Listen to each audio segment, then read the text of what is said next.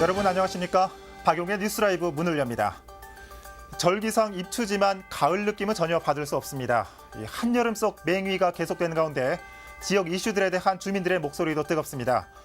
오늘은 새로 개통한 고속도로 통행료 인하를 요구하는 목소리, 그리고 부족한 기반시설 확충을 위한 하남 신도의 씨의 목소리를 라이브로 전해드립니다.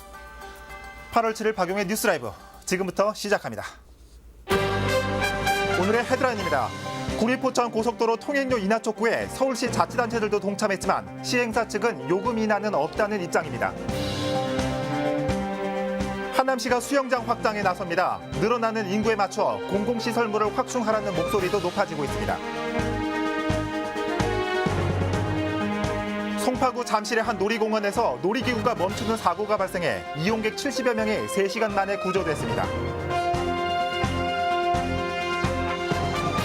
서초구 내곡동 연구소 건립을 반대하는 인근 주민들이 해당 회사의 신뢰에 문제를 제기하며 대화를 거부하고 있습니다.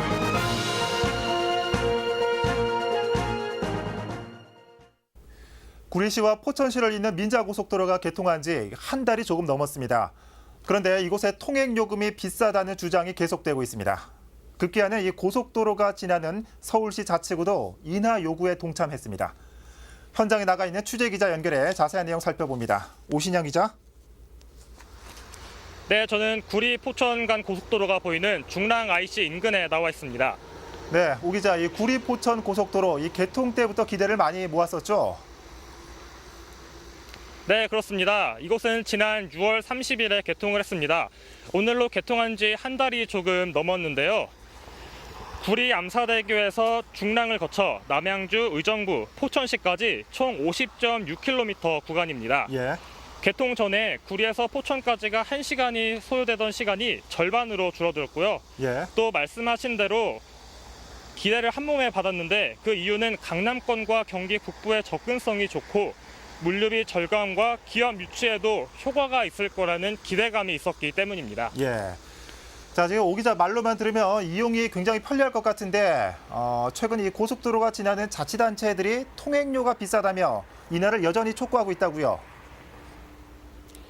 네, 이곳 고속도로는 정부 사업이 아닌 민간 투자 사업 방식으로 추진됐습니다. 네. 서울 북부 고속도로가 30년 동안 유지 관리를 한 뒤에 정부에게 돌려주는 방식인데요. 여기서 문제점은 고속도로 통행료가 너무 비싸다는 겁니다.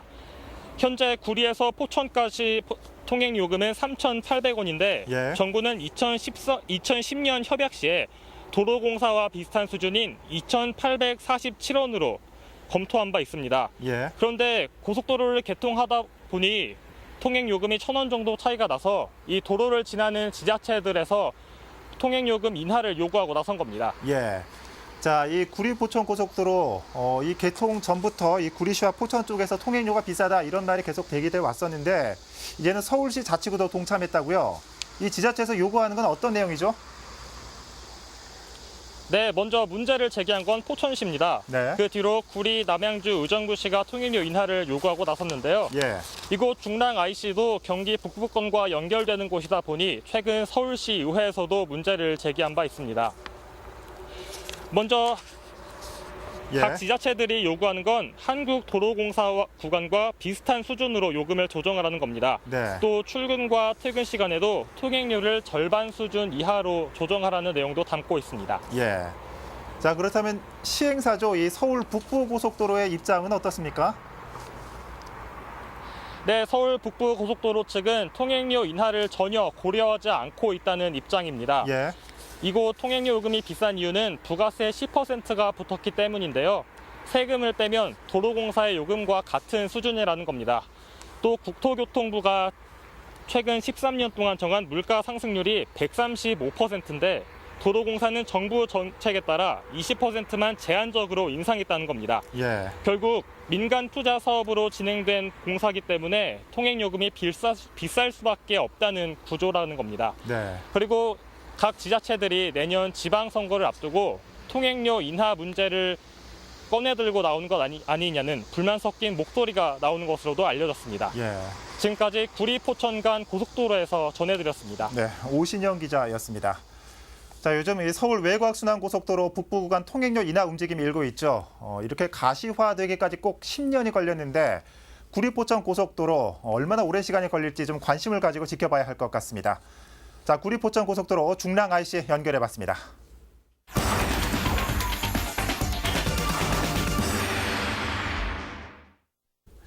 요즘 같은 바캉스철 가장 손쉽게 피서 떠날 수 있는 곳이 바로 이 수영장이 아닐까 싶습니다. 그런데 대규모 택지 개발로 인구가 급증하고 있는 하남시에는 수영장이 단 하나밖에 없다고 합니다. 그래서 이용객들은 보통 서너 시간을 기다린 뒤에 수영장을 이용하는 게 일상이라고 하는데 하남시가 대책을 세웠다고 하네요. 현장에 나가 있는 취재기자 연결해 봅니다. 양재정 기자. 네, 저는 하남국민체육센터 수영장에 나와 있습니다. 예, 그곳이 단 하나밖에 없다는 수영장 같은데 이 규모가 커 보이지는 않습니다. 네, 그렇습니다. 제 뒤에 보이는 수영장은 길이 25m에 6개 레인을 갖춘 수영장인데요. 예. 하남시에서 유일한 수영장입니다. 하루 3,000명 정도가 이용하고 있는데요. 수영 강습을 받는 이용객들의 이야기를 들어보면 예. 수영장 길이가 너무 짧아서 제대로 교육을 받을 수 없다. 이런 불만의 목소리가 흘러나오고 있습니다. 예. 지금 뭐 화면으로 봐도 그렇게 규모가 커 보이지는 않습니다. 그래서 이 수영 대기자도 많을 것 같은데 현실은 어떻습니까? 네, 그렇습니다. 특히 자유 수영을 이용하기 위해서는 도착하자마자 번호표를 뽑아서 대기해야 하는데요. 예. 요즘에는 여름 방학이다 보니까 아이들과 함께 사용하기 때문에 보통 3시간 정도는 기다려야 한다고 합니다. 예. 이렇게 수영장 이용객들의 불편이 가중된 이유는 미사 강변도시와 위례 신도시 등으로 인구 유입이 급증하면서 발생하는 건데요. 이 수영장은 인구 10만에서 15만 명 정도의 소도시형 모델이기 때문에 예. 지난 2007년도에 만들어서 현재 인구가 22만 명이기 때문에 수용 한계를 넘어섰다. 이렇게 볼 수 있겠습니다. 수영장 민원이 급증하면서 하남시가 이번에 수영장 확장 계획을 발표를 했는데요. 자세한 이야기를 오수봉 시장과 나눠보도록 하겠습니다. 예. 네, 시장님 안녕하세요. 네, 안녕하세요. 이번에 어렵게 수영장 확장 계획을 발표를 했습니다. 규모라든지 앞으로 그 수영장 사업 어떻게 진행이 되는지 간단하게 좀 말씀을 좀 해주시죠. 네, 우리 시에는 수영장이 하나밖에 없어서 각종 간담회장에서 많은 시민들이 수영장 개설을 요구를 하였습니다. 그래서 이번에 굉장히 어렵게 결정을 했고요. 앞으로 새롭게 개설될 수영장 규모는 80m, 50m의 8레인인데요. 기존의 25m 6레인보다 2배 이상 더 큰 규모입니다. 현재는 기본 설계비 1억 2천만 원은 이미 지난 이해 추경에 확보가 되어 있고요. 앞으로 지방재정 투자 심사를 거쳐서 내년에 착공을 목표로 최선의 노력을 다하겠습니다. 네. 50m 길이의 8레인이면 기존 규모보다 배로 큰 건데요. 아무래도 뭐 이용객들이 잘 이용하는데 편할 것 같습니다. 그렇다면 이 수영장 예산이 확보가 돼야 될 것 같습니다. 예산 확보 계획 간단하게 좀 말씀해 주시죠. 네, 그렇습니다. 기자님께서 지금 말씀하신 대로 이 수영장 개설과 관련해서 약 한 100억 원 예산이 투입될 예정인데요. 우리 시 예산 규모를 볼 때 예산 확보에 다소 좀 어려움은 있겠습니다만 일단 자체 재원으로 진행을 하면서 국도비 확보 등 다양한 방법으로 예산 확보에 최선의 노력을 다하겠습니다. 네, 알겠습니다. 시민들을 위해서 좋은 수영장 증축해 주시기를 부탁드리겠습니다. 말씀 감사합니다. 고맙습니다. 네, 양 기자. 네. 자, 이 하남시장의 얘기를 들어보니까 이거 일단 수영장을 확장해서 지역 주민들이 이용할 수 있게 한다. 이 계획만 놓고 보면 참 반가운 일이기도 한데 그래도 여전히 이용할 수 있는 공공시설들이 많이 부족한 편이라고요. 네, 그렇습니다. 이 수영장이 있는 미사 강변 도시는 도시를 먼저 개발한 뒤에 기반 시설을 설치하는 방식이기 때문에 예. 여러 가지 문제점들이 노출이 되고 있습니다. 특히 10만 명이 넘는 인구가 유입되기 때문에 수영장이라든지 헬스장 이런 공공체육 시설이 좀 많이 필요해 보이고요. 예. 물론 또 교통이라든지 복지 그리고 교육 등 여러 가지 분야에 미흡한 부분이 좀 있기 때문에 하남시와 LH 등 관계 기관들이 잘 협조를 해서 좋은 결실을 맺어 시민들이 이용하는 데 불편이 없어야 될 것 같습니다. 지금까지 하남국민체육센터 수영장에서 전해드렸습니다. 네, 양재정 기자 수고했습니다. 자, 오늘은 이 수영장 위주로 얘기를 했지만 실제로는 우리가 당연하게 여기던 많은 시설들이 부족한 상황이라고 합니다. 이 늘어나는 인구만큼 조속한 기반 시설 마련도 필요해 보입니다. 하남시 연결해봤습니다.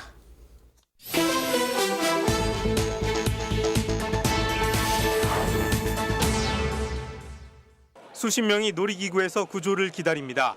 지난 5일 저녁 7시쯤 송파구 잠실동의 한 테마파크에서 놀이기구가 멈추는 사고가 발생했습니다.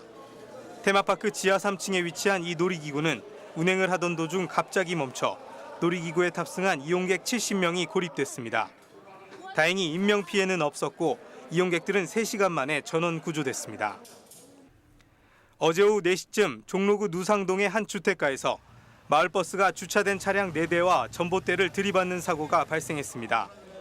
이 사고로 마을버스 운전자 58살 이모 씨가 경상을 입었고 전봇대에 연결된 고압선이 끊겨 인근 100여 가구에 전기 공급이 중단됐습니다.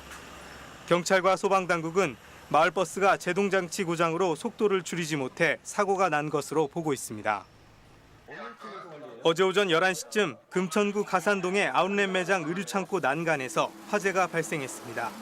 12층에 있던 직원과 고객 12명이 불길을 보고 대피해 인명피해는 없었습니다. 이 불로 의류창고에 쌓여있던 의류와 집기류 등이 불에 타 800만 원의 재산 피해가 발생했습니다. 어제 새벽 5시쯤 이천시 부바릅의 한 도로에서 주행 중이던 승용차에 화재가 발생했습니다. 다행히 인명피해는 없었지만 승용차 한 대가 전소돼 약 2천만 원의 재산 피해가 발생했습니다. 경찰과 소방당국은 엔진룸에서 연기와 불꽃이 피어올랐다는 목격자의 진술을 토대로 정확한 사고 원인을 조사하고 있습니다.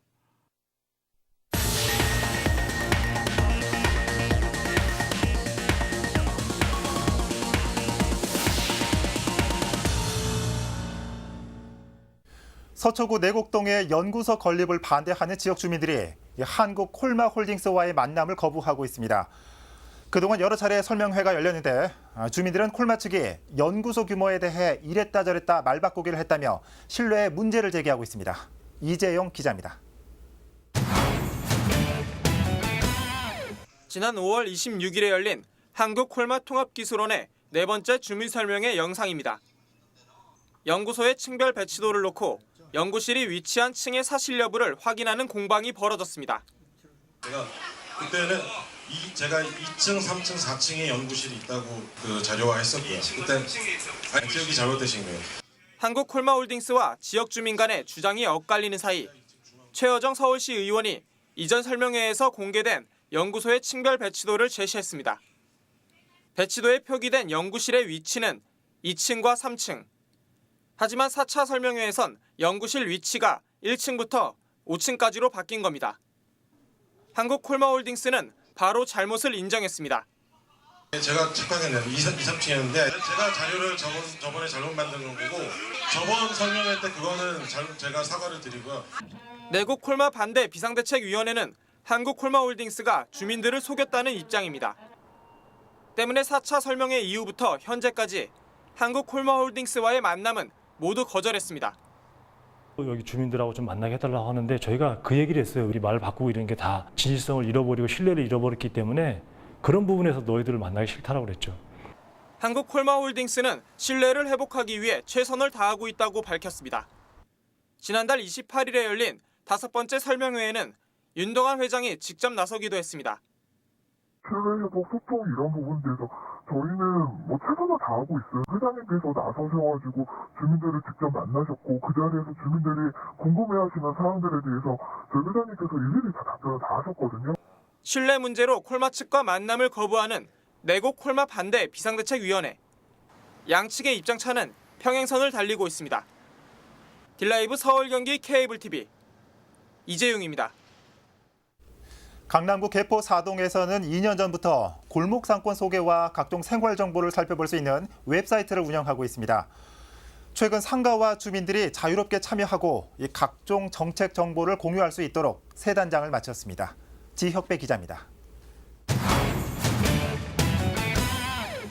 전국에서 유일하게 개포 사동에서만 운영하고 있는 상가 정보 웹사이트입니다. 지난 2년 동안 10만 2천여 명이 다녀갔는데 최근 변화된 상권 환경을 반영해 새롭게 꾸몄습니다. 900여 개의 음식점과 학원, 의원과 카페에 사진과 영업시간, 전화번호와 위치를 찾기 쉽게 배치했습니다. 소식란 메뉴를 추가해 상가 이전이나 구인 정보 같은 개별적 홍보 사항을 자율적으로 게시하도록 했습니다. 소규모 영세 상가들이 홍보할 수 있는 수단이 생겼고, 또 다른 한편으로는 주민들로 하여금 쉽게 동네에 있는 점포를 검색할 수 있도록 하여서 주민들의 편의 제공에도 큰 도움이 되고 있는 점이, 상가나 업체마다 개별 인터넷 주소를 부여해 홈페이지처럼 사용할 수도 있습니다. 관련 정보를 직접 올리고 이용 후기처럼 댓글도 달 수 있는 참여형 공간으로 꾸몄습니다. 매일 평균 150명 이상이 다녀갈 정도로 활용도가 높아지면서 골목 상권 활성화에도 한몫을 하고 있습니다. 또 개인 식당마다 홈페이지를 만든 분이 많이 있어요. 그거 보시고 거기에 이제 메뉴도 보니까 그거 보시고 찾아오셔요. 그래갖고 뭐 저희 가게도 있는데 그분들이 방문 자수가 많이 늘었어. 어떤 때는 막 하루에 30명도 봐요. 안 볼 때는 하나도 안 보는데 그거 보고 오셔요. 상가 정보는 이렇게 스마트폰에서도 볼 수 있습니다. 누구나 쉽게 검색할 수 있게 되면서 더욱 폭넓게 활용하게 된 겁니다. 웹사이트 개편으로 종이 없는 회의도 가능해졌습니다. 공지란에 구정 정책이나 소식, 문화 정보를 게시해 각종 주민단체 회의 때 스마트폰으로 볼 수 있도록 한 겁니다. 그 주민자치위원회에서는 상가 웹을 활용하여서 핸드폰으로 회의를 해보니 전혀 불편한 점이 없었고, 통장 회의 등 각종 회의에도 활용할 수 있도록 할 것이며, 골목 상권 활성화와 주민 소통 공간으로 자리 잡고 있는 상가 정보 웹사이트. 개포 사동 주민자치위원회는 그동안 쌓인 기술과 노하우를 바탕으로 상가 정보 홈페이지 구축을 원하는 타 자치단체에도 적극적으로 지원할 예정입니다. 딜라이브 서울 경기 케이블 TV 지역배입니다. 제9회 DMZ 국제 다큐 영화제가 50일 앞으로 성큼 다가왔습니다. 올해는 영화제를 맞기 전 다큐멘터리 영화가 시민 속으로 직접 찾아갔습니다. 다큐 영화의 대중화를 위한 3가지 프로그램을 이상범 기자가 취재했습니다. 흑백 스크린 속 무성 영화가 상영되고 관객들은 영화 속 이야기에서 눈을 떼지 못합니다. 이곳은 270여 편의 다큐멘터리 영화를 감상할 수 있는 다큐 감상실입니다. 다큐 영화 하면 찾아서 보기가 굉장히 힘든 그런 장르인 것 같은데 여기에서는 이렇게 쉽게 볼 수 있어서 뭐 시간만 나고 여유만 있으면 굉장히 새롭고 재밌고. 이번엔 컴퓨터 화면으로 웹 매거진을 들여다보고 휴대전화로 기사를 선택해 읽어봅니다. 시민 기자들이 다큐멘터리에 관한 모든 것을 시민의 눈높이에 맞춰 담아냈습니다. 이 밖에 영화 소재에 대해 가감없이 파헤치는 다큐 팟캐스트 방송도 마련됐습니다. 특히 다큐멘터리의 대중화를 위해 3가지 세계 프로그램들이 시민 속으로 성큼 찾아갔습니다. 대학생들에게 찾아가서 좋은 다큐멘터리를 상영하는 특별 상영 프로그램을 진행할 예정이고요. 또 청소년들이 다큐멘터리를 직접 만들어보는 청소년 다큐 제작 워크숍을 앞으로도 계속해 나갈 예정입니다. DMZ 국제 다큐 영화제는 다음 달 25일부터 8일간 열립니다. 딜라이브 서울 경기 케이블 TV 이상보입니다. 혼밥, 혼술, 혼공까지 혼족 문화가 어느새 우리 일상 속에 깊이 자리 잡고 있습니다. 이런 가운데 함께 어울릴 수 있는 공간을 만들어 강의도 듣고 운동도 하는 아파트가 눈길을 끌고 있습니다. 우수 아파트 단지로 꼽혀 서울시 상도 받았습니다. 박선화 기자입니다. 나이 지긋한 어르신들이 컴퓨터 교육에 한창입니다. 강사의 설명에 따라 키보드와 마우스를 이리저리 움직여봅니다. 늦은 나이에 시작한 컴퓨터 공부지만 의욕만큼은 젊은이 못지 않습니다. 이렇게 물어보기가 조금 창피스럽고 모르면 그런데 별로 몇 사람 안 되고 이렇게 하니까 우리 안방에서 하는 것 같이 좋죠 뭐. 컴퓨터 수업의 장점은 집 가까운 곳에서 무료로 교육받을 수 있다는 것. 또래 어르신들과 웃고 떠들면서 공부하는 재미에 흠뻑 빠졌습니다. 어떤 학원 같은 데 안 가고 거주지에서 이렇게 쉽게 접근해서 또 좋은 선생님한테 이렇게 교육받으니까 아주 편하고 좋죠. 방학을 맞은 아이들도 단지 내에 마련된 작은 도서관을 찾았습니다. 본래는 입주자 대표회 사무실로 쓰이던 곳을 주민들을 위한 도서관으로 탈바꿈시킨 곳입니다. 아이들은 도서관에서 책도 읽고 밀린 숙제도 하는 등 공부 삼매경에 빠졌습니다. 집에서 가까운 도서관이 있다는 게 좋고 조용한 것도 좋고 책도 많고 좋아요. 노원구 상계 14단지 아파트에선 컴퓨터 수업과 운동교실 등 다채로운 강좌를 운영하고 있습니다. 주민들의 참여를 유도해 이웃 간 소통과 공동체 생활을 공유하기 위해서입니다. 어르신들을 위한 택배 사업도 운영 중인데 일자리 창출에 도움을 주고 있습니다. 이런 노력이 결실을 맺어 지난해 열린 서울시 우수 아파트 단지 평가에서 노원구 최우수 단지로 선정됐습니다. 서로 이웃과 이웃 간에 서로 좀 친하게 지내고 알고 지내고 이 사랑방이 주민 활성화를 위한 그런 공간으로 다양하게 쓰여지는 거죠.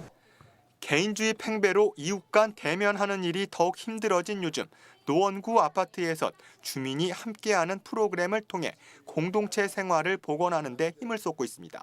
딜라이브 서울 경기 케이블 TV 박선아입니다.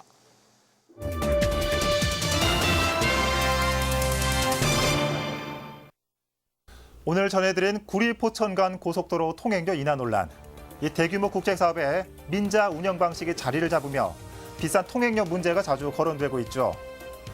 국토부가 내년 상반기까지 서울 외곽순환고속도로 북부 구간 통행료를 낮춘다는 계획을 발표하면서 다른 민자 고속도로도 영향을 받게 될지 관심이 모아지고 있습니다. 바라건대 이 운영적인 측면도 중요하겠지만 운전자들의 지갑 사정도 고려하는 이 현실적인 대안이 나왔으면 하는 바람입니다. 박용의 뉴스라이브 마칩니다. 시청해주셔서 고맙습니다.